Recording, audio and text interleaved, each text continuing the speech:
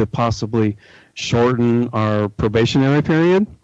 Oh yeah. And man, you know me in reading, but I've made it through down here to chapter 13, subsection 42. There's a clause here that states that if we go and produce, like some intros or something for new podcasts, and then submit it to the PAA, they might take that into consideration and reduce our time, for like good behavior or something. I don't know. Oh, Helping really? the community. Well, yeah. That sounds like a good thing to do then. Yeah, it just we can just do something simple. I'll just go, hi, how you doing, everybody? I'm Dan, the host of Hearth Coach, and this is my co-host Fred. Hello, everyone. Right now, you guys are all getting ready to listen to Concede with Kenny, Cora, and Kevin. Oh, that's an old one, but let's go ahead and start.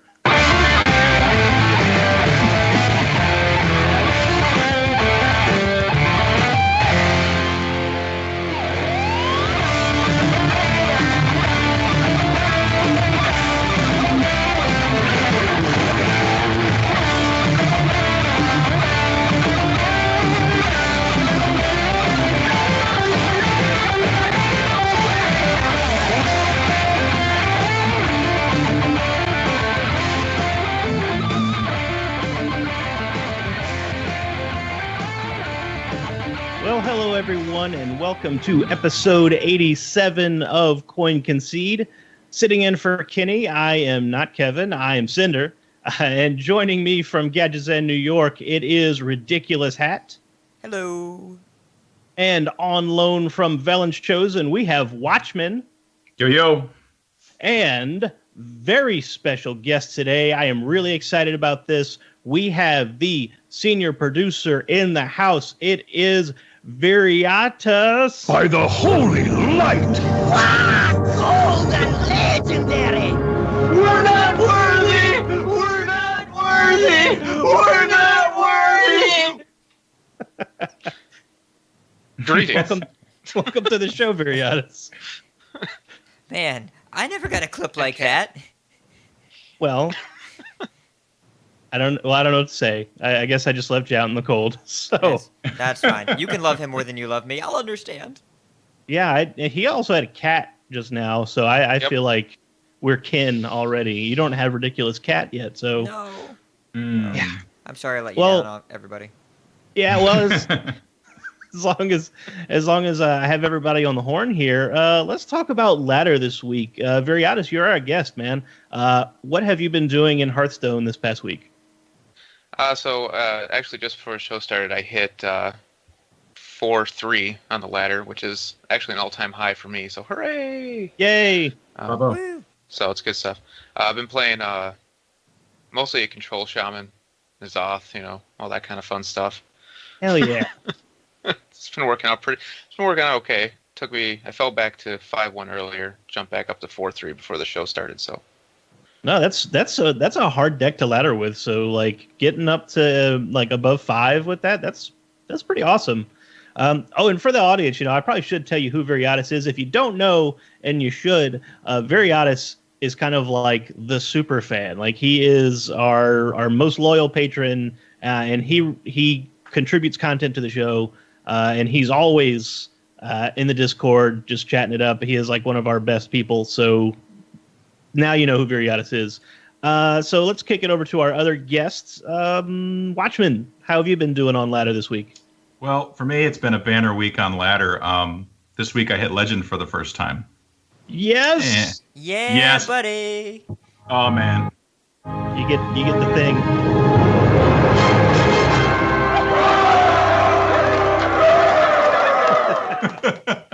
I was playing in my bedroom, and I got to the final boss, and I was lucky enough to beat my first final boss. I got there running Control Mage, basically was what I ran basically from 5 all the way up to Legend.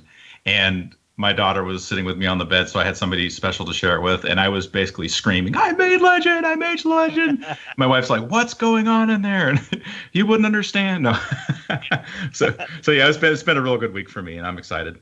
Awesome. That's amazing. It's kind of really cool to see how many members of our extended family have been getting higher and higher, and how many of us have finished Legend. Andrew is live just recently, got Legend as well this month.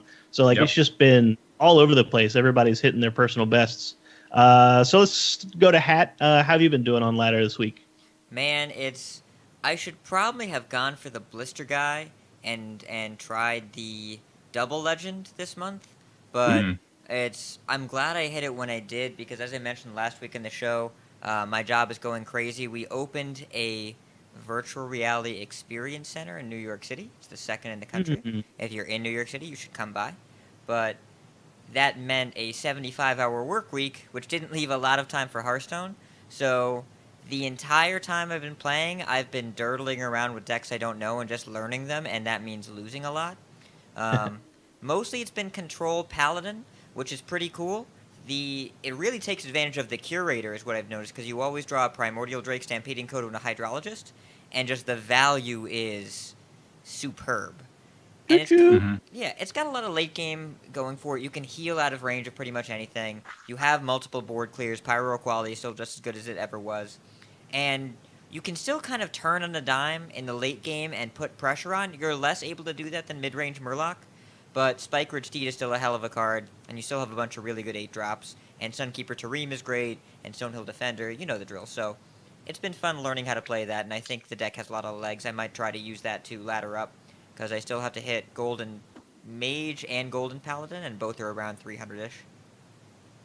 Yeah, I'm working on my last two as well, which is Rogue and Warlock. That's what I did on ladder. Since I hit Legend last Monday, I decided to experiment with Kazakus Handlock, which is better than I thought it would be. It's actually did quite a bit of work for me. I don't think I broke 50%. I don't really track my stats because it kind of makes me go crazy if I start thinking about the numbers. But I picked up like 60-something wins in the last week, so I know it's been able to do some work. And other than that, just dirtling around on the bottom of ladder. I even spent some time last night just giving away stars to people I see at rank 1. Got a few new friends for that. And let's see, Kenny said he's just doing his daily quests. He's doing a bunch of real life stuff, so he can't really get to Legend. But he did crack rank 4 in Wild and rank 10 in Standard. So despite his busy schedule, he's managed to get some work done as well. Before we move on, let's talk about coaching. Do we have any coaching this week, Kat? This week as in before tomorrow, no. Okay. This week as in starting tomorrow, yes. Because tomorrow is June 1st, and that means a whole new month of coaching. Hooray! Yeah, and we got like a dozen more people to coach now. So it's getting busy. It'll be fun, and so we should be able to divide that up. Contact information should be going out now. I did tweet yesterday that if you haven't pledged your $10, now is a good time to do it. Or if you want to be Viriatus and be awesome, you can pledge more than that, but don't try and steal his thunder. He has all of it. So we are continuing to coach people at the $10 level and above, and we are going to attempt to send out as many invitations and schedule reminders as we can in the next few days, just to make sure we can schedule people over the course of the month. Yeah, for sure. And since we have Viriatus here, you've been coached. What do you think about the coaching? How's your coaching experience been so far with us? So far, Kenny was the first one that coached me, and that went extremely well. It was my first one, and literally one of the only people I've ever actually talked to while playing Hearthstone, besides our community group, because the beginner experience can be a little difficult. So trying to get some of my friends to jump in is proving a bit of a challenge. And I did actually get the coaching in with Appa, I believe, 2 weeks ago, just before the show last week happened. And that went extremely well. His was a little different, but I liked it. So, because he observes first and then, writes down what he observes, and then we go over that. And then we play some games together to kind of cover it. So it was extremely well, very useful. And I have those notes in my Google Drive, so I can always look at them if I need a refresher. So. Oh man, I didn't know you did all that. I'm about to step up my game. That's a lot. That's pretty good. If you would like to get some coaching or just would like to support us in general, check us out on Patreon, patreon.com/coinconcede. As you've heard many times, we do coaching for anyone who pledges $10 and over, and those slots fill up very, very fast. So get on it if you'd like to see what you can get for being a patron of our show. And speaking of patrons, a big thank you goes out to Adrian H., Andy B., and Justin P. for the new pledges this week. We are enormously thankful and gracious for all the support we've been getting. It's been a whirlwind of support that we've gotten lately, not just patrons, just in community outreach and people talking to us and tweeting to us and joining the Discord. It's been crazy. And before we move on, we are going to do a raffle because we haven't done one in a while. No purchase required here. We have the list of names, the patrons who are available to get one of these prizes. So surprise, surprise, we got a raffle right now. Let's see. So the first prize is, what is the first prize we have queued up? I don't know.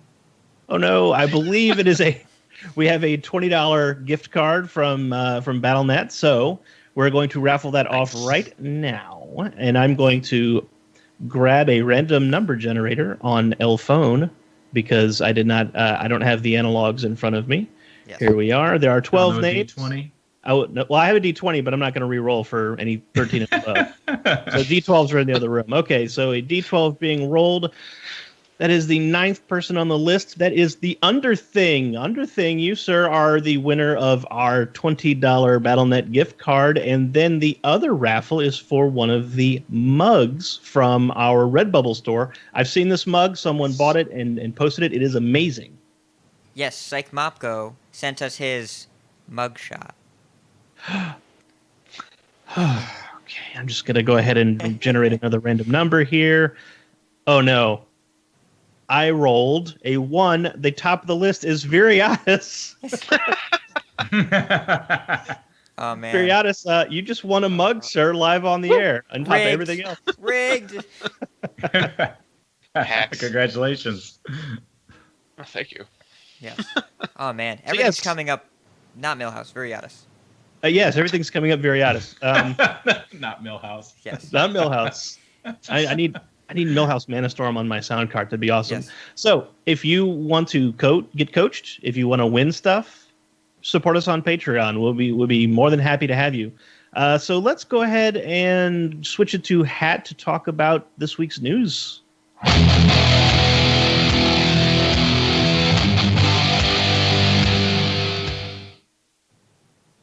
Hi, everybody. I'm Ridiculous Hat. And here we are with the news. The news is fairly light this week. Well, by fairly light, I mean really light, unless you like content produced by Blizzard or just about Hearthstone in general. We've got 2 new episodes of Mulligans, which is if Hearthstone met The Office, this would be what you'd get out of it at the end. Kind of this absurdist short YouTube series. There are 2 new episodes. Don't go into it with expectations that it's going to blow your mind or that it's high in strategy. Go into it expecting it to be really goofy and kind of cringy, and you've got the right idea. And it is appropriately goofy/cringy. So there are 2 new episodes. Episode 2 came out last week, I think while we were recording the show. Episode 3 came out about 7 hours ago. So there are links in the show notes. If Kenny were here, he would drop them in the Twitch chat. I guess I will do that. Let's see. So while Hat's doing that, did you guys get a chance to watch these? Uther gets it. Uther gets it. Yeah, that's the meme. Yeah. I saw the that's first 2. I haven't seen the third one yet. It I just watched came it out. just before the show. Yeah, like it literally, like in the last hour or 2, they dropped it. Yeah, it's once again Hearthstone continues to not take itself too seriously, which is part of the appeal, I think. Especially, I will admit it, I've been playing a little bit of Gwent this week, and the games are very, very different, but Gwent is definitely very self-serious, much like Magic the Gathering is, and Hearthstone continues to take a lighter tone, and you know what? After a long, crazy week, the polish of the game combined with just the sense of fun, still the reason why I keep coming back, no matter what. Hearthstone is the gaming love of my life, and this is just, I like that it doesn't take itself too seriously. There's also a pretty awesome article over on Hearthstone Top Decks, which, our favorite, and Evident, friend of the show. Hey, Evident. Good dude. Hi, Evident. We love you. He posted an amazing HCT America Spring Deck breakdown in line with his Europe one from last week, and I'm sure there will be an APAC one next week. Spoilers, APAC is coming. Not really spoilers, they announced it. It's fine. There's lots of really interesting information. The meta is definitely very different from EU, and a lot more mid-rangey and control decks this time. And, well, I don't want to spoil it. We'll talk about that when our favorite auctioneer gets up on the podium. And then there is something that Grant was talking about right before the show, so recently added to the show notes, it's not even on the scene that we're looking at. But there's a PC Gamer article about how to reframe negative experiences in Hearthstone and win more as a result. That's the title of the article. I'm going to drop it in the chat while I put Grant on the spot. He didn't know this was coming. Grant, give us the brief summary of this, but not enough that Rob is mad at you for spoiling Velens in 2 days. Yeah. We're gonna talk about this particular article in a little bit more depth on. But we're gonna record on Friday. You probably won't hear the episode till Sunday-ish. Anyways, the idea is that you can look at Hearthstone from two different sides of the coin at any given time. You can either choose to look at it negatively or look at it positively. And the article kind of explores how to understand. Like, it gives you a problem. For example, problem 1: everyone net decks. There's no creativity. Reframe it. What does it mean there's no creativity? What can you do to improve the game? Things like that. It tries to get you to take a negative notion and then put a positive spin on it that will kind of force you to grow as a person or grow as a player. Super good read. It's a little bit on the long side for, don't just try to read it on the toilet or something like that, because you'll probably run out of time. I think there's a lot of points in here worth digesting, but highly recommend it. So you click on the show notes and check it out, or you can listen to Velen's Chosen later on 4 or 5 days from now and check it out yourself and what we have to say about it. I'd like to point out, you should definitely listen to Velen's Chosen. Yes, those are not mutually exclusive. You should read the article and listen to Velen's Chosen anyways. It's true. Oh, thanks, guys. Yes. Of course, we listen to Velen's Chosen, or at least I do on the train. Yeah. I take it from that giggle that Viriatus also listens to Velen's Chosen. Yes. It might be queued up on a regular basis. Yes. May or Cannot confirm or deny. yes. It's all right. We're not jealous. It's okay. It's fine. No, we share. There's plenty of Hearthstone podcasts to go around and plenty of Viriatus to share the love. Yep. And really, during HCT season, as usual, there's just not as much news to report outside of the tournament itself, and far be it from me to steal the thunder of our very own auctioneer. So, Cinder, how about that segue? Do you want to talk about some tournament results? It's the Grand Tournament!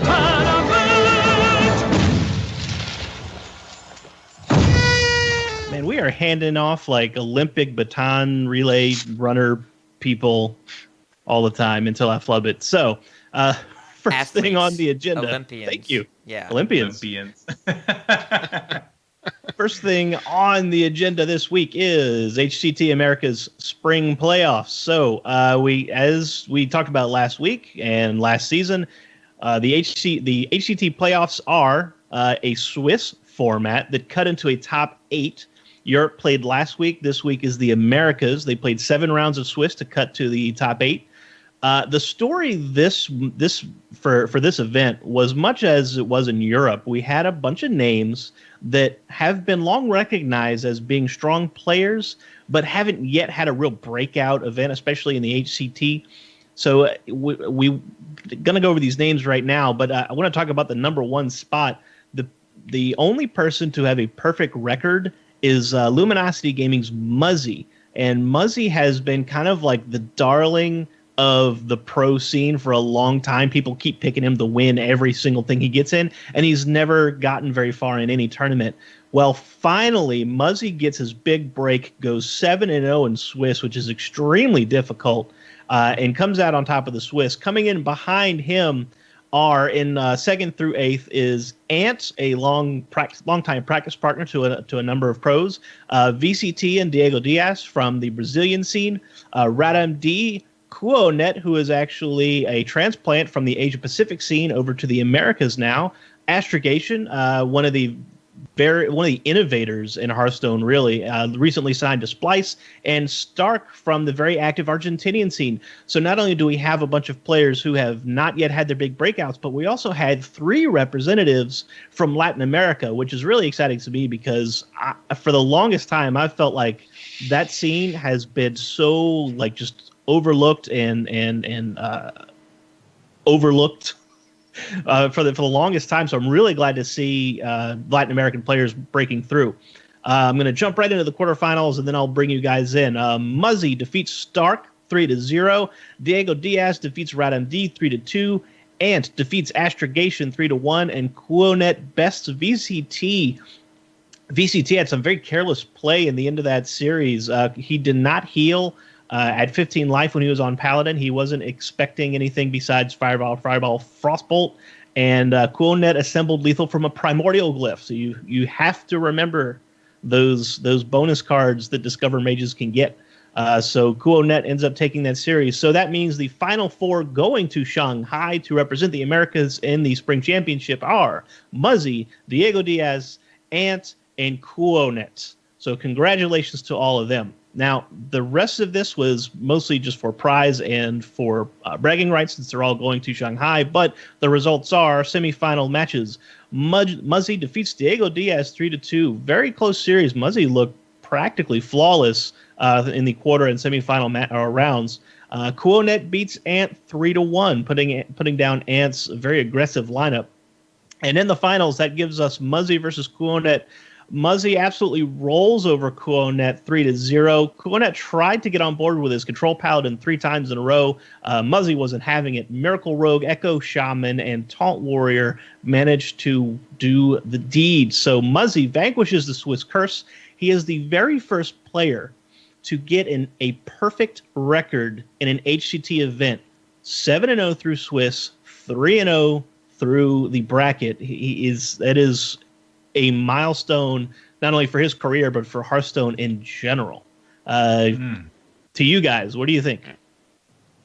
I was just going to ask, did he break the curse? And then you said it, and I was like, man, that's awesome, because that just hasn't happened yet. That's just really exciting. And bravo to Muzzy, because you're right, he's been up there so many times and just never quite gets the break that he's looking for. It was really sweet to see him do that. That's neat.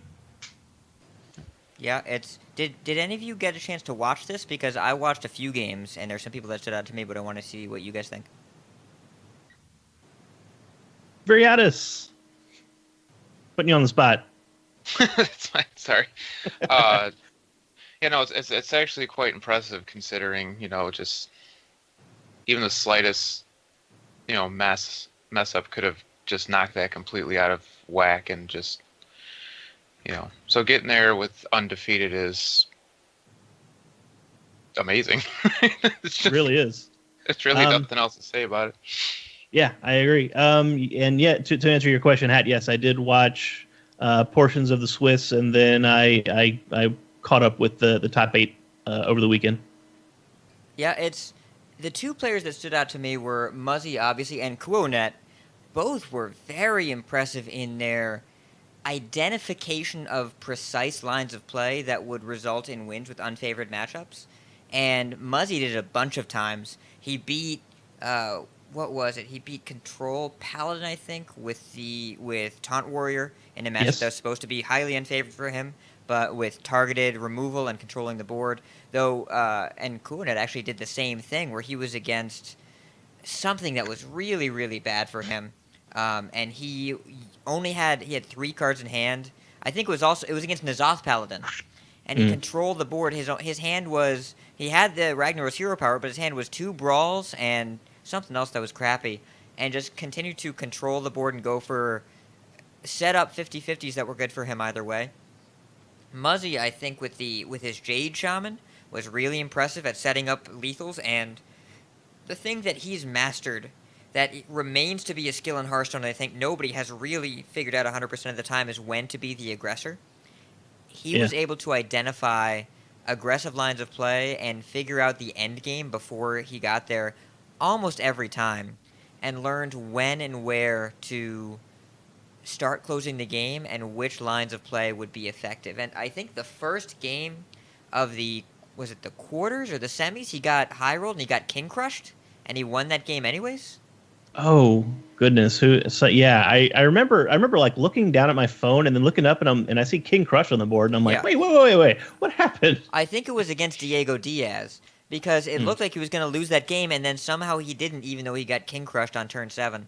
I don't remember why it happened. I just googled it right now. I typed in Muzzy King Crush, nothing came up. I remember it happened. I remember being incredibly impressed at how precisely he was able to navigate these games, and Kuonet as well was able to identify. He plotted out the end of the game before it had even started. I think that game against VCT, the final game, where he just set up burn by recognizing the board doesn't matter with the texture of my hand.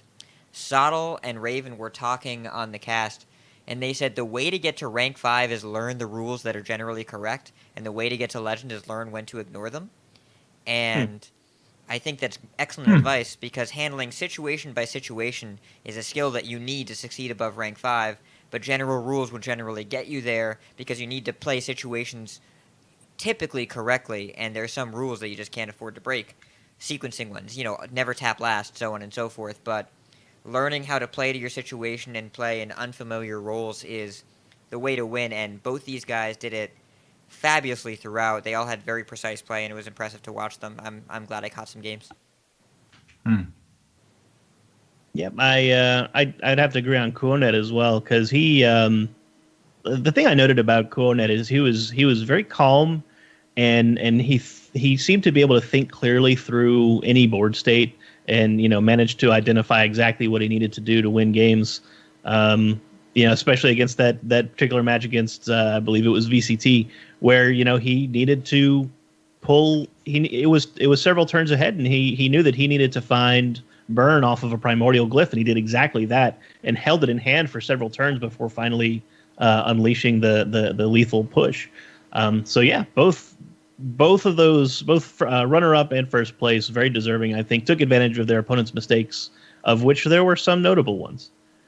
So let's go ahead and move on to the global games. We're almost done with global games. There's only a few more games left to play in each set.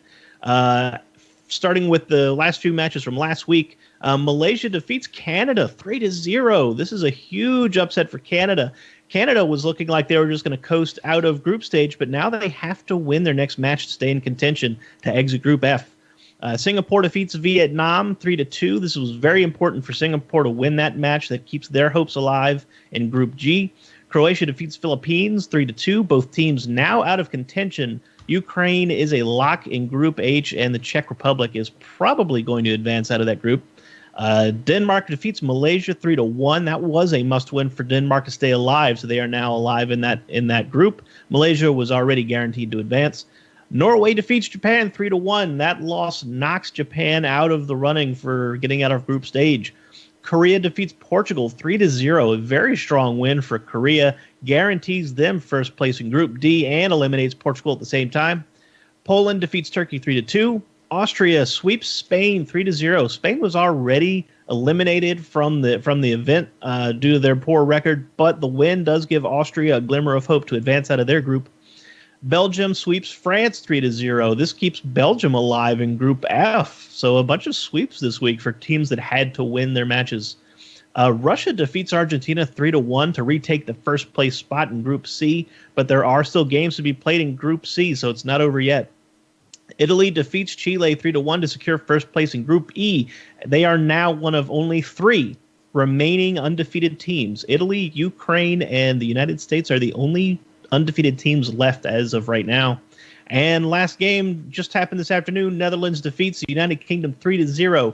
With that, Ties and Company essentially complete Group B because the United States and Netherlands are both locked to advance. No other games in that group matter. As of this recording, there are a few teams that are guaranteed to advance. USA and Netherlands, as we just talked about. Italy, Malaysia, and Ukraine are all guaranteed to advance. The Czech Republic is very likely. If you want to watch any contentious matches, check out Group G. This is very contentious group. There's no team with more than 2 losses, and it's anybody's game at this point. It all still it depends on how the games play out. Mexico's in the lead at 3-1, but anybody can advance out of that group. It's going to be super contentious to watch. It's going to be really, really cool. And coming up this weekend, the HCT Asia Pacific playoffs. So definitely check that out. I know it comes on at Oh God 30, but there's a lot of great players there. So kick it off to the rest of the crew. Global Games, anybody catch any matches? I didn't manage to see any, but I think it's interesting to see that a lot of the teams we pegged early, what do we have here? The Ukraine we knew was going to do well, and, they got there. It's Canada, what's Malaysia's record now? Because that result seems crazy to me. I believe Malaysia is now 4-1, either 3-1 or 4-1. Yeah, it's clearly we slept on them a little bit because, boy, they've had a lot. Malaysia, they're guaranteed to advance. The Danish team, also pretty strong, but I'm just surprised by Malaysia's makeup. We just don't know a lot of those players, at least not in our bubble here, so I'm really glad to see them performing. And then Netherlands, I think, is not super surprising with both Tice and Tyler. You've got 2 of the best ladder grinders in the game. And Belgium over France, man. Hits keep on coming for France. Yeah, right. So we've got, and Mexico. Mexico is by far the most fun to watch out of any team I've seen. And they keep playing Ysera Hunter. And, somehow. Yeah. Well, it's Epsilon is a Spanish streamer, and she has played Ysera Hunter multiple times, and she keeps winning with it somehow. So I don't know why, I don't know how, but good for her. Good for her. She deserves it. Yeah. The Malaysian team is Chonger, Revenge, Lala Song, and Gilgamesh. Chonger is a very storied player out of Malaysia, and I've heard of Gilgamesh. So yeah, I guess that is a strong crew. I guess we shouldn't be too surprised. I've only heard of the Legend of Gilgamesh. Isn't it the Epic of Gilgamesh? Yes, it's the Epic. That's right. Is it? It's not the Legendary of Gilgamesh? Yeah, I upgraded it. What about the Rare of Gilgamesh? Is it Golden? Wait, hold on. We're role there. reversing. Let me do an exaggerated sigh. Thanks. Yeah, Kenny would be so proud of us right now. Indeed. So that'll wrap up the tournament reporting. This is the time of the show where we read our iTunes reviews. I'm going to let the senior producer read this one. Variatus, give us the iTunes review for this week. All right. So we got a great show by Chow 1000 from the USA. I dropped the show for a while and recently came back. They really stepped up their game. Great listen for all of Hearthstone addicts. I love that username, Chow 1000. Chow 1000. That's a lot of chowing. It is. But I feel like if you're going to try to sound futuristic, you need to be like Chow 3000. So maybe... The real question is, does he heal for 5,000 when he dies? Ooh. Good question. There's a lot of questions here that just don't have that answers. That is a deep cut, Variatus. I am proud of you, sir. Thank you. There are no Stitcher reviews, but if you would like to leave a Stitcher review, please do that. Review us on iTunes. Let us know what you think of the show. You can even email us or hit the website. It has a little comment box. All of those things, we are always welcoming feedback. We always want to improve the show to help us deliver content directly to you. So without further ado, I believe we are ready to move on into our Dexplanation segment. So...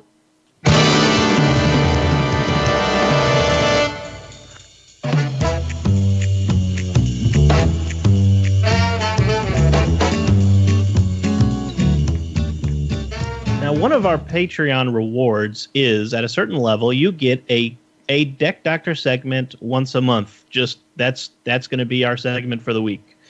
So this week, Viriatus is at that level, and he's here, so I'm springing this on him. We're going to be talking about his Discover Priest that he submitted to us.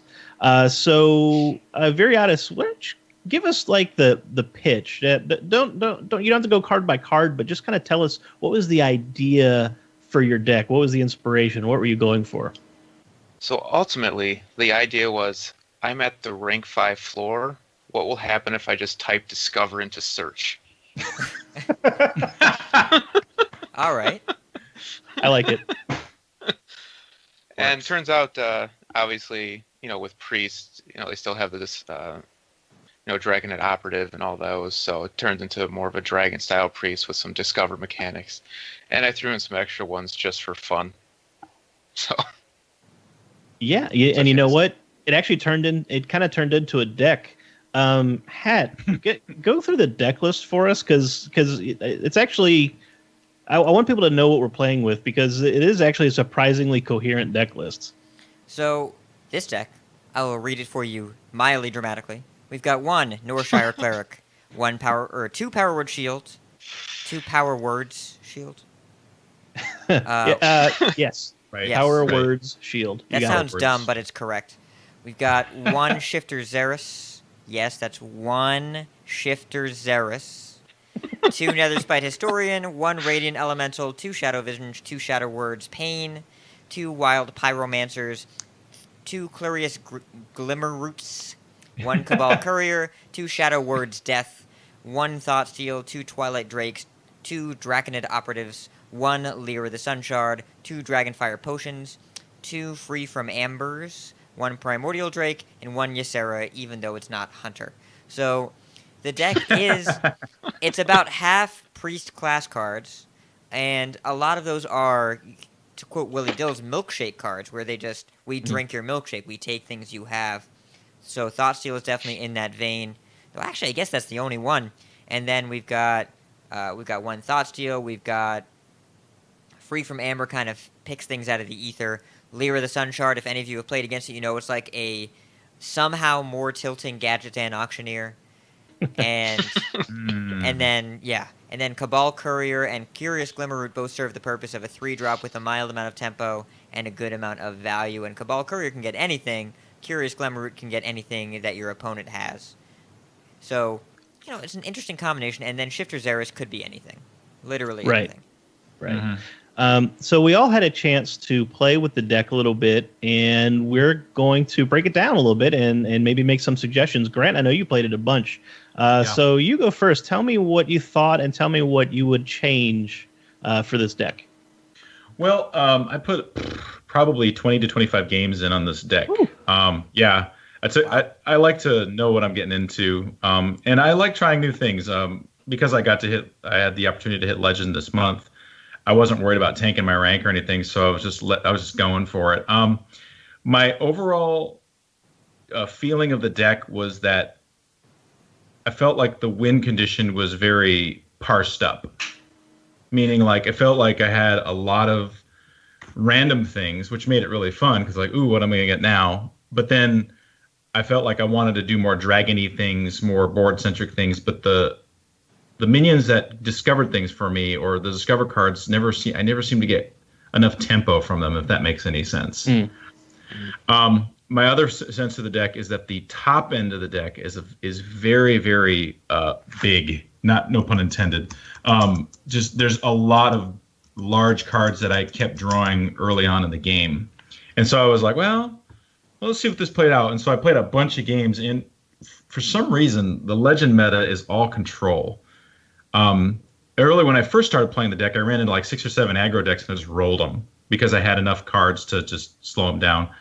I think part of it was some of the aggro druid lists I played against were a little bit on the slow side for them, and so it was just slow enough to where I could take control, get value, and just destroy them. But when I started playing decks like Quest Rogue and Jade Druid, and even like Control Kazakus Priests, I didn't have enough of a solid win condition to really do what I needed to do to win. So anytime the game would go excessively long, I just couldn't. I couldn't do enough on every turn to make my to be able to flip the board or anything like that. So my general consensus is just try to whittle down some of the discover cards, which is kind of stinks because if that's the notion of the deck, just discover stuff and have awesome, amazing plays. It kind of, I don't want to hurt the condition or the point of the deck too much, but I kind of wheeled out. What did I do? I added a Primordial Drake first and got rid of the Free from Ambers because as cool as Free from Amber is, it was a little bit too random and it didn't help my win condition a lot of times.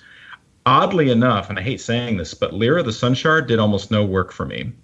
And the reason is because I didn't have enough spells to cycle with her to get cards out. So Lyra, great card.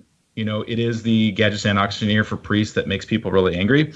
But I didn't get any value out of it. So I'm just dropping a 5-drop 3/5 that it becomes a lightning rod. That's really good. But other than that, it was rough. The cards that I just cut almost immediately was Thought Steal and Cabal Courier. I never could get quite enough value out of those cards. For 3 mana, I wanted to be doing something else because the thing about Dragon decks, especially Dragon Priest decks, is they're very, very board centric. And if I'm not building my board and making those dragons bigger, I felt like I was not helping myself, and so I got rid of those. Let's see, what did I sub in for them instead? So what I ended up doing, am I talking too much, Cinder, or do I need to pass it off to somebody else? Okay. No, you're fine. Okay, cool. What I ended up doing is keeping most of the deck. I actually added another Northshire Cleric because I just think that I needed more low early cards to have something to contest some of the other decks with. What else did I do? I added another Radiant Elemental, which, now that I think about it, with the lack of spells, is Radiant Elemental really a card I want? It's debatable. Yeah. I'd considered possibly putting some fairy dragons in because it does help the dragon synergy, and fairy dragons do trade with things. Let's see what else. I traded out the Cabal Courier and the Thought Steal for 2 Cabal Talon Priests because they can make my dragons nice and big. What else did I do? I added 2 Faceless Shamblers with Token Druid. Faceless Shambler following a Twilight Drake is pretty good. Faceless Shambler on a Dragon and Operative, pretty good. Let's see what else. Yeah, those are the most notable changes I made. I kept the 1 Primordial Drake. I kept Ysera because I like Ysera. Yeah, that's what I did to change it. And I had a pretty good win rate. I think I ended up with a positive win rate. I think I was like 11 and 10, or not 11 and 10, but like 10 and 9 or something like that. So it ended up being positive after I made the changes. But it's a fun deck to play for sure. It just straight up loses to all the Quest Rogue and Jade Druid on the ladder at the moment, which is unfortunate. Yeah, well, Jade Druid beats anything that's reasonably slow and gives it time to set up. But, Hat, did you spend any time with the deck? So, I played about 20 to 25 games less than Grant did. But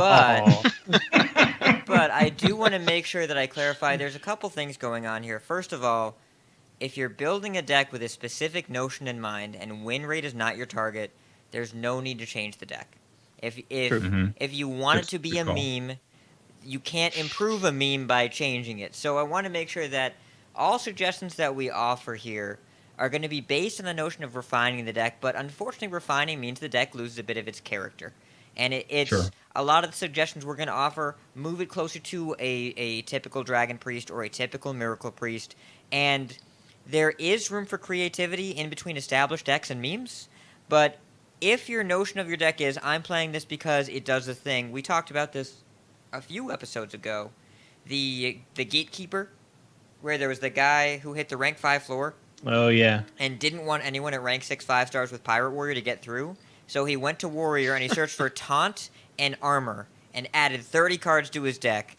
And every time he played against a rank 6 Pirate Warrior, he just stomped them into the Stone Age. His deck didn't do anything else. So what advice are you going to give to that person? They are doing what they want to do. They know the limitations. So if you're doing something like typing and Discover and clicking all the cards, you know what? More power to you. With that being said, the advice I have in refining any deck is figure out what your mechanism, what your axis of attack is here, and push that a little bit further, because we've got 2 things going on. We've got a spell-based Discover value deck and a dragon deck, and I think those are two disparate ideas that are difficult to fit together. In Miracle Priest, I would absolutely run one free from Amber because you get it with Shadow Visions. I would also run Elise. I would run a lot more spells, probably Circle of Healing and Akanai, probably a Binding Heal. You want kind of a toolbox of spells, and definitely at least one Potion of Madness, which I think this deck needs anyways. But you kind of identify the mechanism on which your deck operates. You say, I want spells, I want value, I want removal, and then I want a late game with Lyra and one free from Amber I can double up, and maybe an Elise I can double up the pack. If you're Dragon Priest, this list is pretty close to Dragon Priest with some fun cards at the low end. You always need 2 Northshire Cleric. That card is too good to not run 2 of. I do think 2 Radiant Elemental and Cabal Talon Priest make sense. Not necessary, but they make sense. And then the Dragon cards are going to be slow by definition, but, Netherspite Historian's good. You have the shell of a Dragon Priest deck here. You need Potions of Madness if you want to survive. I wouldn't be surprised if there's some other removal options. I don't mind the Pyromancer. I think you probably need a Binding Heal. Probably just one. And to make Lyra better, you do need to trim the top end a little bit. You can't have 3 8-drops and a 9-drop and, double 6, 3 5s. The curve just is not quite right for what the ladder is, and you were going to lose to Quest Rogue, but that's going to happen anyways. Quest Rogue is not meant to beat this. Jade Druid, you're not meant to beat that. I would include, if I were teching this for the ladder, Dragon Priest or Miracle Priest. I would put in 1 Greater Healing Potion to go get it with Shadow Visions, and then the Mage decks are really unhappy.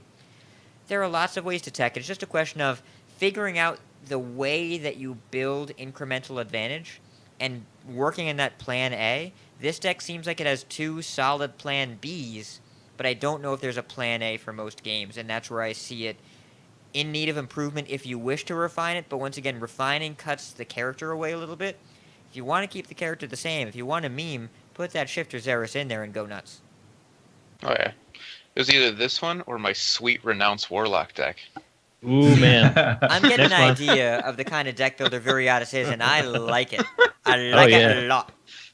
I may or may not have played a little Discover Cthulhu lock in Legend this month. Well, you started the podcast talking about Kazakus Reno lock, and you said Which is actually decent. You said it's better than I expected, and I think it's better than all of us expected because you won more than 1 game. Yeah, there you go. You know how many games of Renounce Cthulhu I won?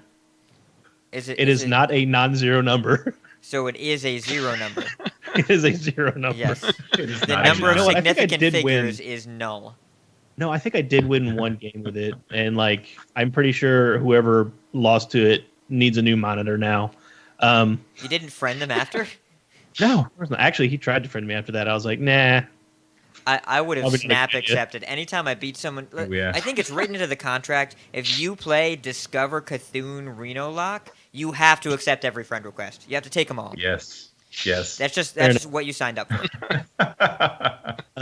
So for my part, I pretty much agree with the other two. A lot of little too much top end.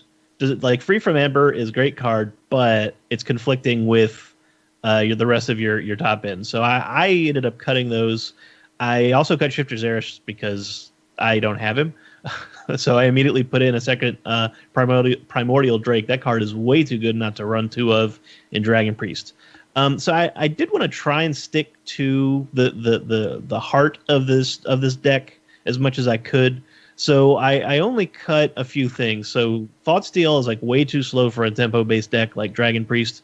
So that went away.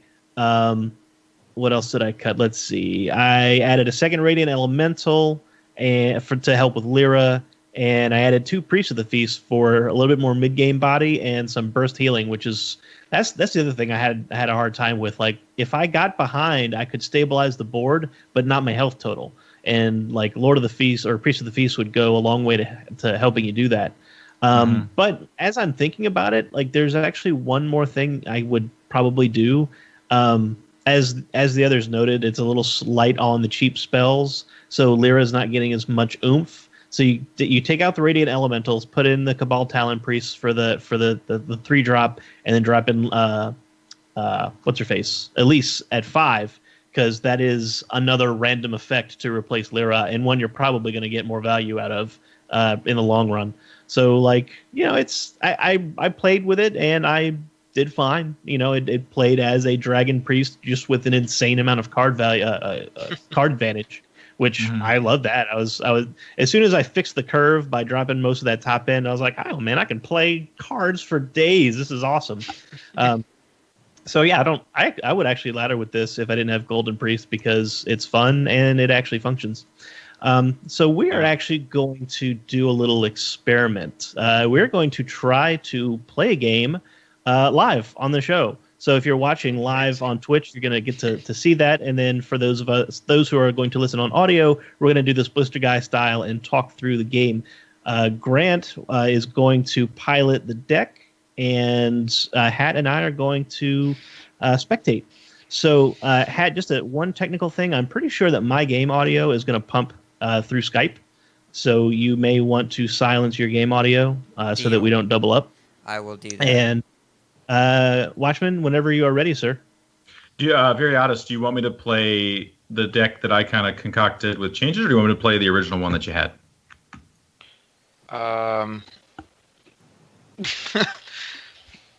You could do the original if you'd like. Okay. Or you can do the chat. Either way, whichever you prefer. Okay, so hold on. The answer here is random.org in the spirit of the deck. That's game music. That's loud. That's why it's an experiment. Okay. Okay. What the deck would want is a random selection. So. Oh no. We need to flip a coin. Heads means original, tails means new. That's what that means. Are you sure? What you can change which one is heads and which one is tails. Yes. But now we're just postmodern. Yes. All right. So I'm gonna open. Post-random. I'm gonna flip a coin. Okay, you got a coin because I got a D6 right here. I'll roll this. I have a coin. Okay. Well, I have random.org flip a coin. We're going to use a Georgia quarter. All right. Now, what does it say about the state of the zeitgeist that we don't even have coins in our pockets? We'd have to go to a website to flip a coin. Amen. Probably a subject for another podcast. Okay. All right.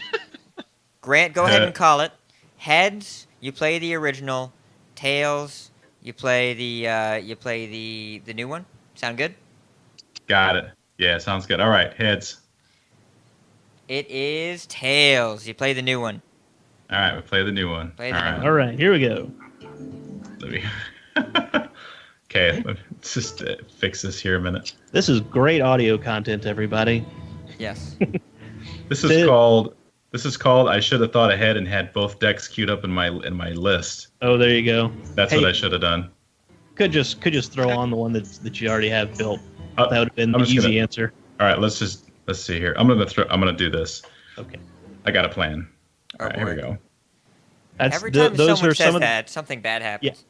Right. There are only a few terrifying combinations of words in the English language. One of them is "I have a plan." No, I thought it was "What's the worst that can happen?" Also followed by "Hey y'all, watch this." Hold my beer. And the most terrifying word in nuclear physics, oops. Yes. All right, here we go, gentlemen. Cue it into a standard game on ladder. Here we go. On Legend Ladder. Here we go. Legend Ladder. Here we go, kids. You had to throw in the legend. It's very important. If we need to be specific, we are deep in the dumpster of Legend. I will say, just for our listeners, the meta in Legend Ladder is vastly different than the numbered ladder. Well, you know what though? Like, eventually you start hitting people who are at rank 1 and rank 2 because of the MMR, how it works.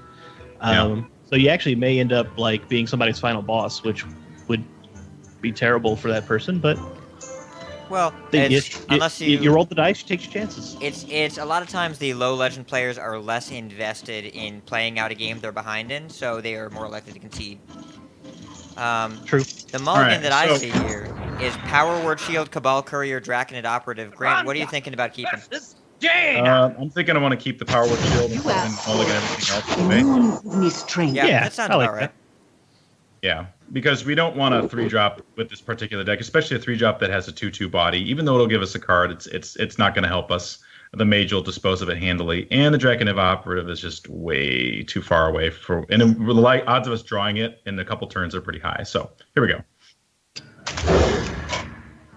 Powerwood Shield. What do we get? I've been asked to preserve the eardrums of our listeners.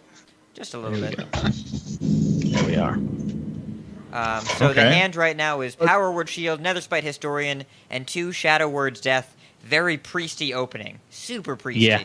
So It feels priest. yeah. We We're hit at in pass. turn and pray for a dragon, I think is what we're doing. I think the play Basically. turn 2 is you blessings to you and heal their face. That's what I'm hoping for. Yeah, that's a mana worm. Oh, we got a dragon! Hey, it's a dragon. We drew All right, here we a go. Primo Drake, as I am known to call it. All right. Hmm. Draconid Operative, Ysera, and Scaled Nightmare. That operative's pretty sweet. Yeah, we got to Yes. take the operative. Do you think he's a secret agent? Man. Job's done. Yeah. Yeah, So- I heard you. Our current plan is probably to hope Mana Worm gets to be a 5-power minion so we can Shadow Word Death it. Maybe if we get lucky, that Power Word Shield on the Historian will net us a Shadow Word Pain. That would be probably the best case scenario. Well, our opponent has double Babbling Book, so something bad is going to happen this game. Because turn 1 Mana Worm into double a Babbling Book just means an RNG Clown Fiesta awaits us. Which I guess Well, is the so- reason why we're playing the deck, so it's fine. What to do? What? A coin just came out. That's interesting. That's a coin, attack, and arcane, Arcane missile. missiles. Wow. Oh man. This person is really dedicated to clearing the board. Yep. Well, that board is clear. The arcane missiles. Well. One of them hit the 1/3 that turned to a 1/1. So now we're at 28, facing down to 3/2, a 1/1, and a 1/1 with an empty board, 3 mana, and we're on 28. He's got 4 cards though, and we drew a Cabal Courier, which I think is probably the play. Yeah, That's it's the only literally thing the we only have. play. It's Well, the we only could thing. Power Word Shield his guy. Fresh from Kazakis. Oh boy. Um, Greater Arcane Missiles, Pint-Sized Potion, and Dread Infernal are all not superb options. Mm. Although, I'm kind of looking at the curve, and we're coming up on 4 with no play, but then we have a 5 with the operative, and then we can have a 6 with the Dread Infernal, Yeah. which could clear out the books if they're still alive, Well, in 3 and what turns. other minions is he gonna play? Their deck probably has valets, apprentices, possibly. We haven't seen his secrets yet. I still think Dread Infernal is probably the card. Yeah, Yeah. I agree. I feel like that the greater arcane missiles would just be wasted on cleaning off like 1 and 2 drops. Yeah. Yeah, agreed. Let's see, what is he going to play? Is he going to think our- Frostbolt, or is he going to ping and trade 1, or is he going to play a secret? If he's a good mage We player, have he's going to many send everything to the secrets. face. Yeah. That looks like a Kirintor Mage, but with no No secret. secret. So that's a Kirintor Oh, Mage. wow. The Babbling Book's traded in. So we have an empty board. He has a 3/2 Mana Worm and a 4/3 Kirintor Mage. He's at 30. We're at 25. We just drew a Northshire Cleric, which is the only current play is Northshire Cleric and Shield It, which sounds like what we're going to do. And a Pain would be just really superb. Man, you need to draw the nuts sometimes. That's So not now, a Pain. So I guess Do we want to fish for more cards by healing that Oh boy. mana worm up? I'm not a fan only because there's an outside chance that this thing gets out of control, and the Primordial Drake may be the only answer in a few turns. Yeah. Fair. Well, Keeping it at 2 health is. if it bumps into your 1/5, then you kill it with Dread Infernal, right? Yeah, that too. I knew we picked up that card for a reason. And he has no secrets in the left 4 cards in his hand. We know that because it was a blank Kirintor Mage. Our Power Word Shield drew a Twilight Drake for the audio listeners out there, and we're thoroughly unexcited about it because it's turn 4 and we had already played stuff.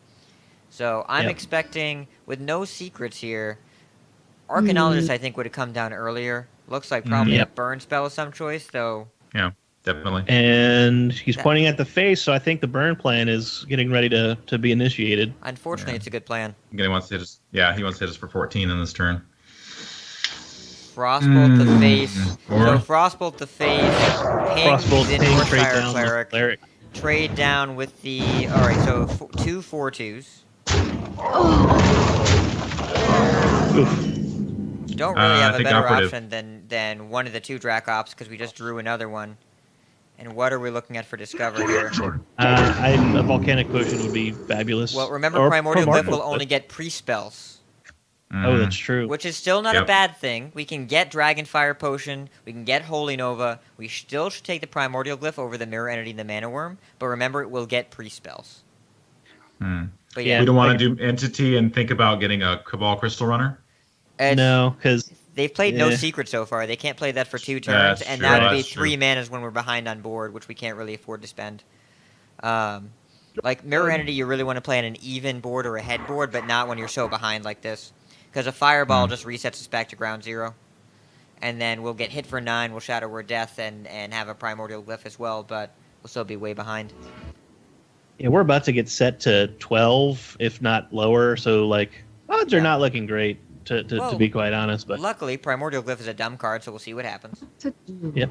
What to do? and Well- worst case scenario, you can glyph and then drop the Twilight Drake just to challenge the board. And it might get a Greater Healing Potion. True. Plus, if he plays a minion, we do get to Glyph Death. Or if he Yeah, plays a we spell, can do- rather. And we do have a 'cause 5/6. the Mana Worm's, I want Mana Worm's going to go up to 5 right here after this Arcane Intellect. And Yeah, that's we probably can- going to be a trade-in and ping if our opponent stays consistent with how they've been playing. Which I don't know. If I'm the mage player, I think I'm Time runs out on just me. headed for the face because If I want to you get see him face, inside that of means lethal they range. have burn for sure. Yeah. That looks like a Frostbolt face and then a trade. Yeah.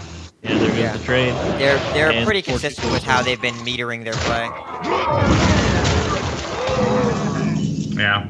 So we glyph first every time here. Well, yeah, we glyph first over the Drac Op, I think, because we can use our mana completely. Yeah, and there's no 1 mana spell we can pull from the mage Yeah. deck. So yeah, I Always think we'll glyph go- first. Yeah.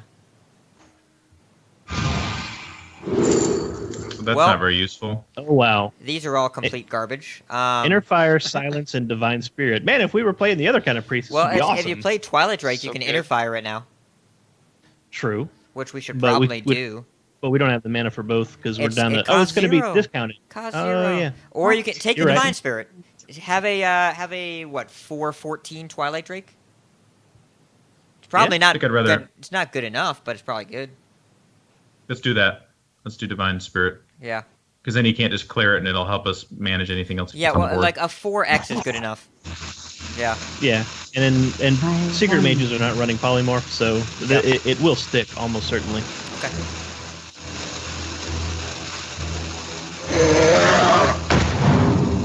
A 4/16 Twilight Drake. That is a large thing. So we large want to Drake. try and heal our face every turn from here after if we can. Yeah, Um, definitely.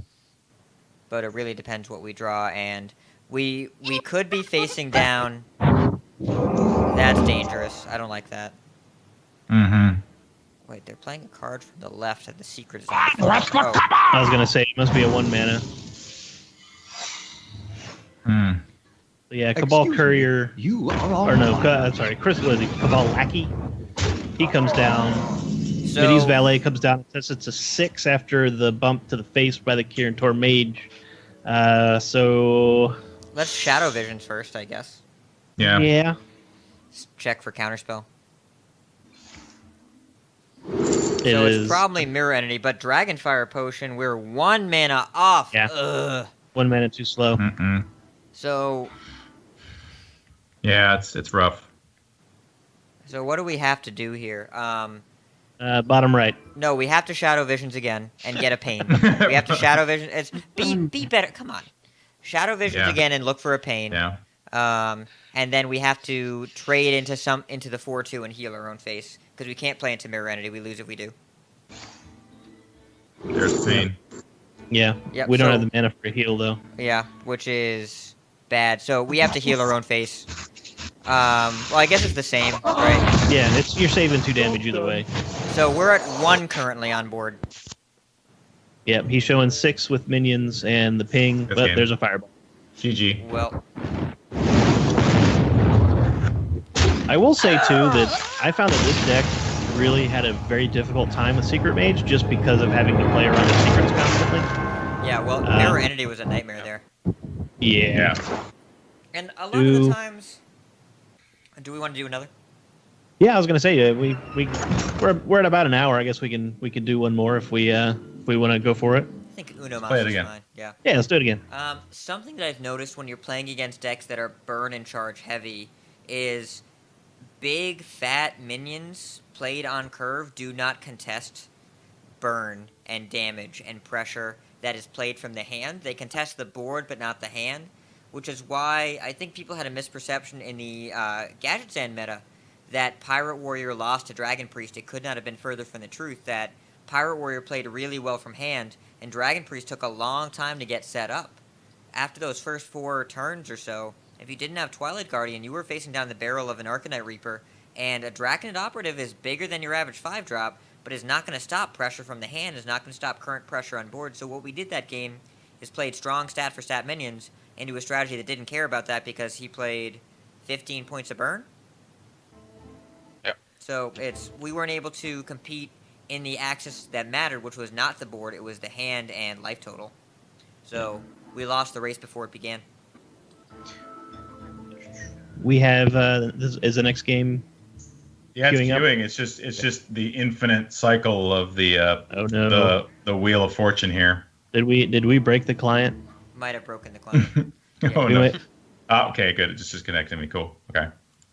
Playful You're disconnected. sprites. Yeah, that's okay. Let's try this. Let's fix this client. Yo. Yep. Yeah. Okay. Cool. Let's check this out here. Try one more time. Man, I don't know how Dan and Fred do this every week. This is a lot of work. Yeah, it is, and I don't know how Blizzard does it with just a regular spectator client because it just problem. I can't. It's hard for me to articulate how many times I've seen disconnects like during Blizzard events, like on stream. Like, guys, you're at home base. Like, you shouldn't be having this problem. All right, here we go. Queuing up the game. All right. Woo! All right. Hopefully it'll just give me the worthy opponent and rhymes with orange. That's my favorite one. Oh, that's a good one. I always like the one that says a Cardish Ian. Yes. That might be my favorite one. I don't know what a Cardish Ian is. A rouged up rogue. Yes. A rogue? A rouged up rogue. All right. Mox Dragon 1, rank 50-50. I am still firmly of the position that the one that's like the random opponent that says like developer or whatever or Blizzard employee, that should occasionally stop when you actually get to play one of them on ladder. I agree. So we had a Wild Pyromancer, and then we mulliganed a Dragonfire Potion and a Primordial Drake, and we got a Free from Amber, a Shadow Visions, and then a Thought Steal, and we just top decked a Shadow Word Pain. I definitely like Shadow Visions here. There's an outside chance that this is the new aggro token shaman, and since we're already holding a Pyromancer, being able to pick up Power Word Shield for next turn to give us some clearing power, it feels really good. Seems reasonable. Okay. Since we're already holding a Shadow Word Pain. Go with Right, that. well, and we don't want to play into Jade Claws. Right. Power Word Shield. There we go. Seems reasonable. Yeah, we have the Pain for the Mana type. I like totem. it. Yes. And then this is probably a turn 3 Thought Steal. Aha. Do you So wanna, do you want a Pyro Shield now? So if we Pyro Shield now, we'll have a 3/3 contesting a 0/2 totem, which cannot be cleared off of a Flame Tongue. If he drops a Flame Tongue, he would have to like Flame Tongue coin Jade Claws, which is a lot of investment to take out a Pyromancer. So I don't feel too bad about it. Yeah. Let's do it. Let's roll. I could see us holding it just because we don't have anything else going on. We're not under a ton of pressure right now just from the 1/1 Right. token. But it's reasonable to develop here as well. Right, Jade Claws is still not very good. He could coin Jade Lightning, which would be kind of a bummer. Yeah, but we wouldn't be under a ton of pressure either if he did Yeah. that. Well, we already weren't under a ton of pressure, right? We were going to take one that turn, and so I don't know. I could see it either way. I think most likely that they don't have anything too damaging, and we'll be able to pyro again, which seems really solid to me. Yeah. So we probably thought steal here. Well, so if we thought steal, we have a 3-2 versus a 1-1. Mm-hmm. The other option, we don't really have another option though, right? You can Shadow Word Pain and heal our own person. Yeah. And I don't think Shadow Word Pain is well, hugely Shadow Word valuable Pain because we can just here, you can just bump into yeah. the totem. So So if we Shadow Word Pain the 1-2 and then heal our own guy, then we clear the board. yeah, That's not terrible. Let's do that. Okay. yeah, I'll go with it. So Shadow Word Pain on the Firefly. And then we heal our 3-2 back to a 3-4. Yeah, after trading away the.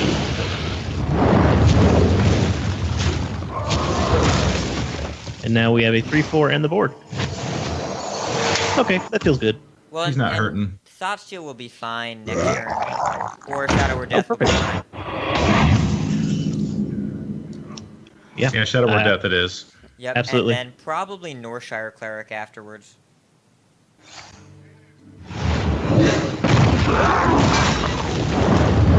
Because typically Shaman can do either 2 or 4 damage from hand. They almost none of them are playing Lightning Bolt, which feels like a weird thing to say, but it's true. Yeah. Yeah, it you're really right. has fallen out of favor. Uh-oh. Evolve Double time. Gangster. Double Gangster coin evolve is coming up. Let's see what happens. Yep. Here we go. That's a Reckless Rock. Oh my goodness. So Wow. he evolved, Doppelgangster evolved into a Reckless Rocketeer, a Lord of the Arena, and a Menagerie Lord. Man, if we had a Dragonfire potion, that would have been sweet right there. Yeah. Wow. Well, the Draconet Opera is going to get no value, although it could test the board all right. We could. Well, if We you could probably.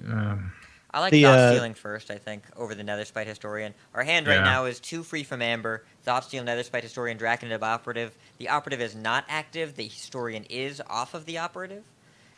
yeah, and the only really good outcome from the Historian is Twilight Drake, which would end up being a 4/5, which just gets eaten by the board. Yeah. Mhm. So like you might want to Thought Steal for like a Devolve or a Hex or something.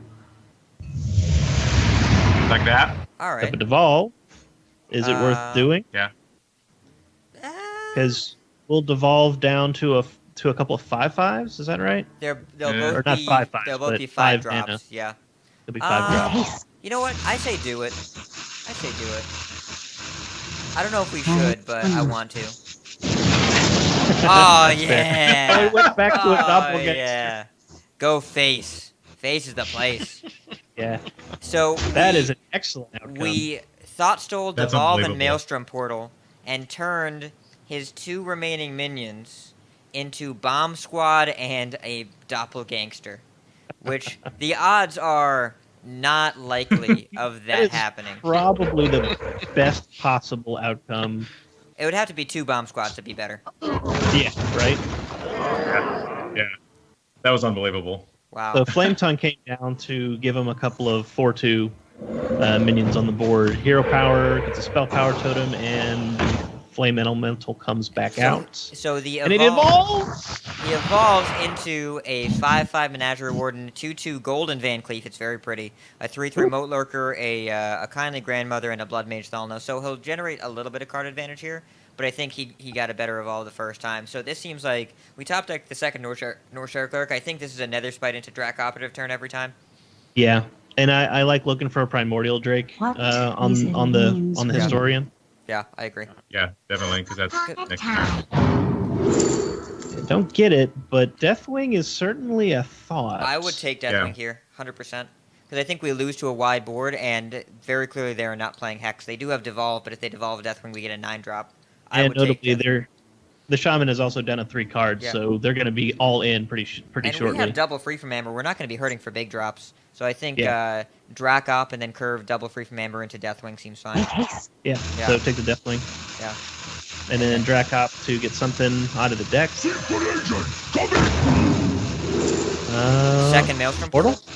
Yeah. Double second portal? Sneaky. I like Second it. Maelstrom Portal over Manatide Totem and Jade Claws. Yeah. Job's done.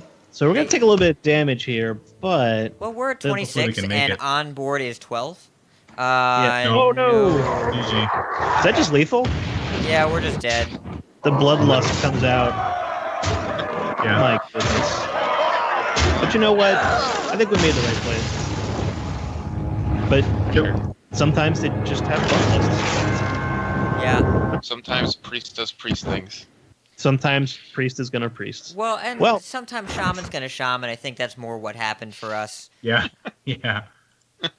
But that was a pretty cool Definitely. experiment. What'd you guys think? Was that smooth, rough, That's fun? Cool. Seemed good. I think So- it illustrates some of the issues that we talked about just in the gameplay. You saw how we had a big hand of large minions, and we just really had very narrow options. You know what I mean? Yeah. And then even had we gotten to play some of those cards, it still wouldn't have been enough to really counteract what Shaman was trying to do. Well, priest has always been weak for burst from hand. And Sure. I don't think that we were going to beat a burn-heavy mage into a double bloodlust shaman. It's just no matter what we did. that's Right. not priest is not meant to do that. And the great thing about the Angora metagame is that it's such a diverse meta, but that also means there's going to be some matchups where your archetype is not going to ask questions that they care about. There are priest decks you can build a board with Dragon Priest where you trade and trade and trade. This one is definitely on the slower side. I think that there was probably a line where we could have held the Pyromancer a little bit later, and maybe that would have mattered. But also, they got an extremely efficient initial evolve, and if we hadn't stole that devolve, it wouldn't have mattered. I think that our deck is fundamentally not set up to deal with burst from hand, and we happen to play against two decks that have it. Mhm. And Yeah. you know, it's okay if you lose to some matchups. Like that's going to happen. It is possible to not make any mistakes and still lose. Yes. Mm-hmm. Yep. Jean-Luc Picard told me that. Indeed. All right, so that was a pretty cool explanation segment. If the listeners, if you out there in the podcasting world, if you enjoyed that little experiment, let us know. If you didn't enjoy it, also let us know. We want to know what you like best coming through the podcast content. So we're gonna go ahead and move along. Do we have time for an email? Can we read this, or do we save this for next week? I think this email is read it. worth reading. Okay. Let's put Grant on the spot. You want to read this one for us, Grant? You got it. Oh, wait, hang on a second. Wait. We're gonna rock the foundations of the world, baby! Okay, email section. All right. We got an email from Donovan. It says, "Hi, guys. I haven't ever wrote into the show, but I wanted to share that on this day, my birthday, I have finally hit the legend rank. Bravo. By the holy light! I have been playing Hearthstone for about a year and have been a consistent rank 5 player since about November. Recently, you spoke about the psychological side of just getting to legend. After that, I decided to just go for it and not fear it. I just wanted to tell you thank you for helping me get over that hurdle, and I look forward to being legend every month from here on out. Thank you guys very much. Keep up the great work." Hell yeah. Awesome. Woo! Awesome. I can't tell you how many times we have heard that recently, like, oh man, I just finally got over the hump. I got legend for the first time. So many stories. It's been pretty great. Yeah.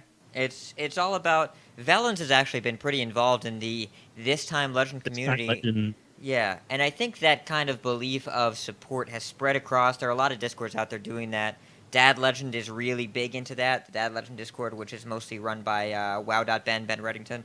And the Coin Concede Discord, which this is the part of the community that I think has impressed me the most over the past few months of how big of a groundswell of peer engagement there's been in our Discord, that people are talking all the time, and at the beginning of the year it wasn't like that. So thanks to the efforts of patrons and viewers like you, we have a bonus content, bonus engagement provided by you instead of for you that you create that kind of extracurricular content in the Discord community, and also are a bunch of cool people to hang out with, which we really enjoy.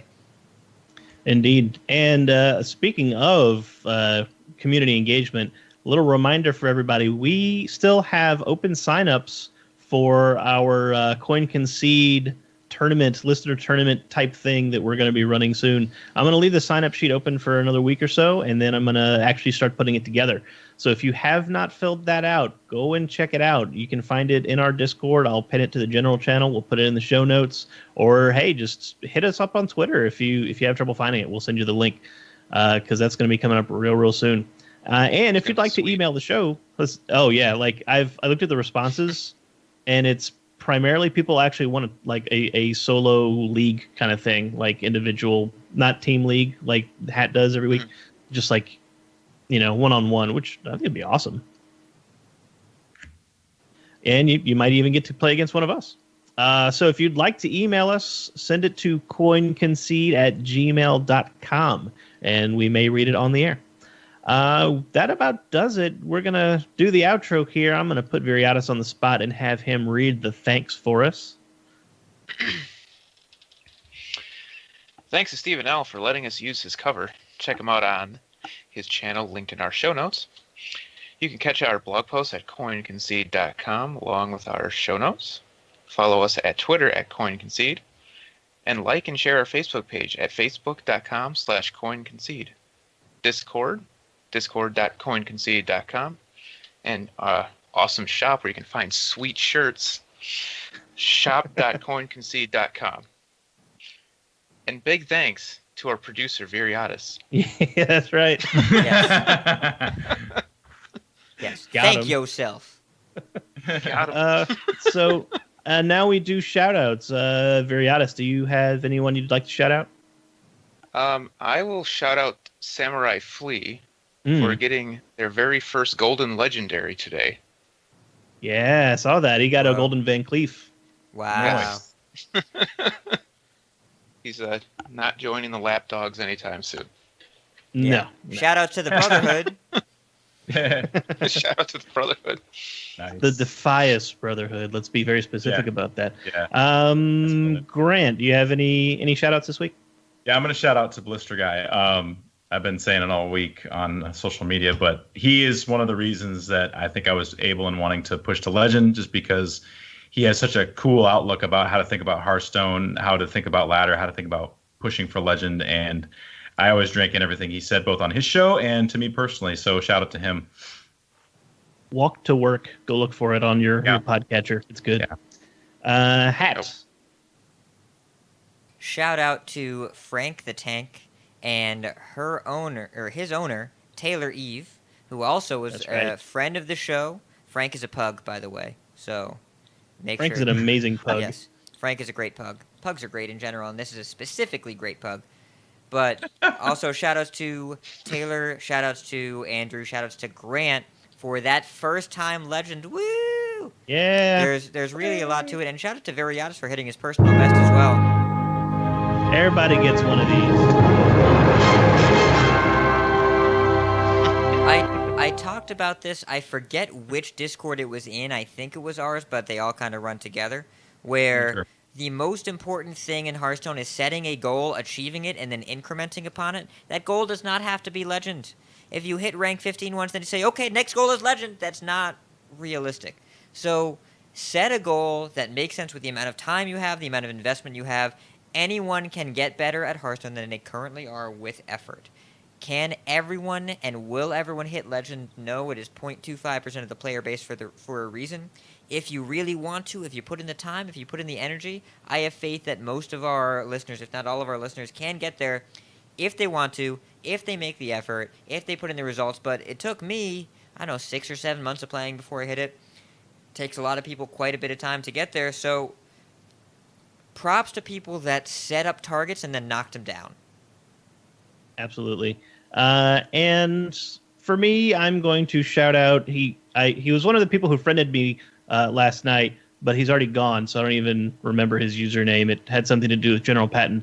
But I saw him queue up on rank 1, and I remembered couple months ago when I got Legend for the first time, and some nameless angel was in Legend in the last 5 minutes and conceded to me, and that's one of the things that allowed me to get to Legend in enough time. So I started doing that. I just, you know what, I'm going to do the same thing. I'm going to concede to this guy, give him the star, and ta-da. So I greet them and then concede, and I go back into the client and I get a friend request. And I said, here's a not toxic friend request. I'll take that. So they're like, hey, why did you concede? And I looked at them in the friends list, and their number is orange. I was like, oh man, was I your final boss? Did your final boss just concede to you? He just said yes. Awesome. And I told him what I was doing, why I was doing it and everything. And he said, it's people like you that make me stick with Hearthstone, because you're the kind of people that make this not a toxic wasteland like some other games. That this is the kind of community that I like, and it's the kind of community that I like. And I paid it forward because somebody did it for me. So next month, maybe he's going to do it for somebody else. Shout out to that guy for being awesome. Pay it forward. Oh, so, yeah. That's going to wrap it up, y'all. Let's give out the contact info. Let's go with the guests first. Viriatus, if you want people to follow you, where can they find you? You can find me at Viriatus20 on Twitter. And when I get real internet, I'll be back to streaming at twitch.tv/Viriatus. And do you want to give out your spouse's stuff too? Because she has actually a pretty cool setup going. Oh, yes. So you can also you can follow my wife. And one moment. So one day Viriatus pops into Discord. Is like, hey, can you guys follow my wife on Twitch? She's streaming retro games, and I turn on the channel. She's playing Tetris. I'm like, oh yeah, we'll give you a follow. That's awesome. Yep. So you can follow her on Twitter at 23Kalara. That's KYLARA. And Twitch is the same, twitch.tv/23Kalara. And Kalara is her actual name. So that is not a username. It's both. Yeah, it is. Well, yes, it works. It works very well because obviously nobody more than likely does not have that as an option. Wait, is your first name Viriatus? Maybe. I'm gonna go with no, but maybe it could be. Grant, where can people find you, sir? If you want to find me, you can follow me on Twitter at WatchmanHS. And if you want to follow the other podcast that I do every week, you can check it out at VellensChosen.com or Vellens Podcast on Twitter. You guys gonna have any guests this week? Yes.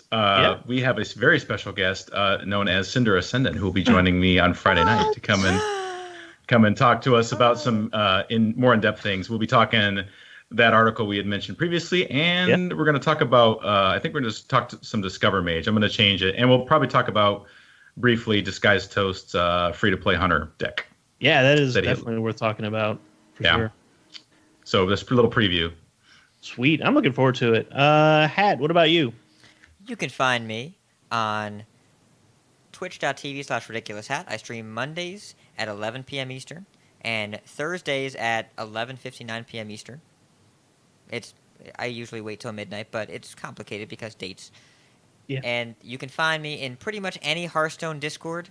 I'm in all of them. I'm in every single one, especially Vellens and Coin Concede and Dad Legend and Team Hearth League and Walk to Work and Metastats, Hearthstone Top Decks, Hearthstone, Vicious Syndicate.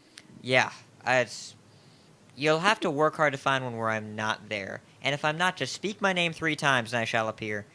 And you can find me, I'm very active on Twitter at twitter.com/ridiculoushat. And you can find me here every Wednesday night at 9:30 p.m. Eastern or so. Cool. Kenny is always at KCCO Gamer on Twitter and Twitch. Cora is, of course, casting her little heart out. So you can find her casting HCT and Hearthstone Global Games. But if you want to follow her on Twitter, it's songbird_HS. And on Twitch, it's twitch.tv/songbirdcora. And for me, I'm at Cinder Ascendant on both Twitter and Twitch. Heavy Metal Hearthstone on Sunday nights and Retro Gaming on Saturday afternoons. since Kenny's not here, he doesn't get to say his thing. I get to say my thing. Ishne alo para. And if you see us on ladder, coin concede. Coin concede. Going to concede. Coin.